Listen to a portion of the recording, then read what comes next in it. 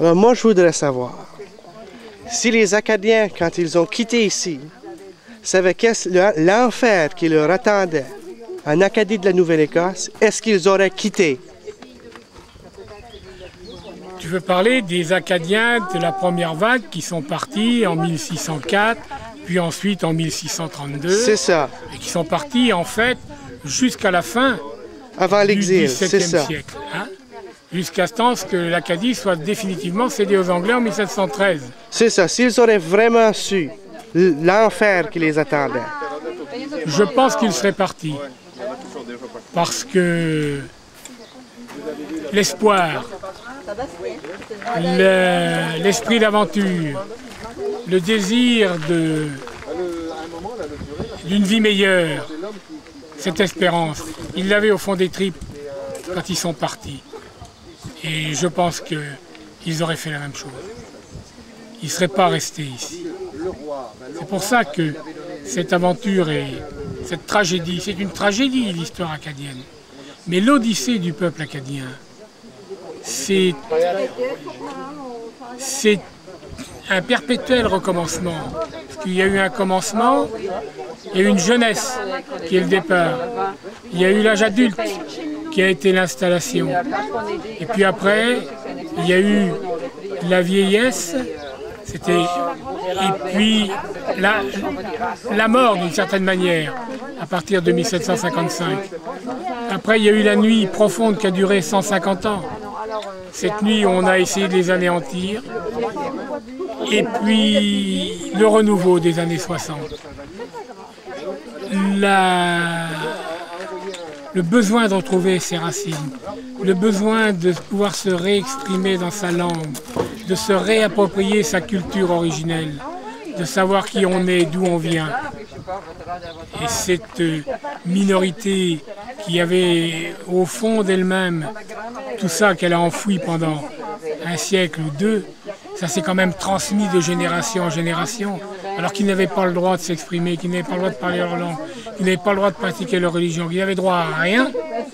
Hein, les grands-parents sont morts, ils ont transmis aux enfants qui sont morts, ont transmis aux petits-enfants. Et c'est là qu'il y a eu ce renouveau. Donc, il n'y a pas eu de mort. Il y a eu beaucoup de morts, mais il n'y a pas eu la mort telle qu'on pourrait l'interpréter. Il y a eu un enfouissement de vie qui a duré 150 ans, mais la vie, la graine était semée depuis 4 siècles.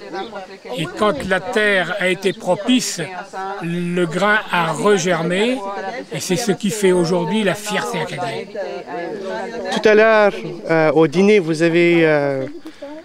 m'avez dit une citation, vous avez comparé presque l'exil des Acadiens à la crucifixion. Oui, disons que effectivement, on peut considérer que 1755-1758 qui ont été les années fortes de la déportation. Et disons qu'en Acadie, elle s'est poursuivie jusqu'en 1763, date du traité de Paris. C'est vrai que ce peuple, qu'est-ce que c'était? 17 000 Acadiens, contre combien il y avait d'Anglais? Combien de centaines de milliers d'Anglais qu'il y avait? Quel était le risque pour les Anglais? Ils auraient pu disperser en Acadie cette entité, la répartir par groupe de 2 ou 3 000, faire des... Ils n'avaient pas besoin de la déporter dans des conditions lamentables. C'était vraiment un anéantissement virtuel. Ils voulaient détruire l'unité, ils voulaient détruire la langue, ils voulaient détruire toute trace des racines profonde de ces Acadiens. C'est dans ce sens que ça a été une sorte de crucifixion. C'est la cruauté de la déportation qu'on peut comparer à une crucifixion. Mais la comparaison, elle me paraît équitable à 2 niveaux. Équitable sur le plan de la cruauté, parce que ce peuple a été martyrisé littéralement. Mais elle m'apparaît également équitable dans le sens que la crucifixion a été suivie pour les croyants d'une résurrection. Et pour ceux qui ont cru en l'Acadie, L'Acadie, elle n'a pas disparu. Même si aujourd'hui elle est sans frontières et dispersée à travers le monde, il y a une diaspora acadienne qui forme une Acadie sans frontières et elle a ressuscité cette Acadie. Elle a mis longtemps. Hein, mais elle a ressuscité, elle revit aujourd'hui. OK. Terminons alors sur cette citation il y a 2000 ans. Il y a 2000 ans, hein, il y a 2000 ans, on a crucifié un homme. Il y a 250 ans, un petit peu plus maintenant, on a crucifié un peuple.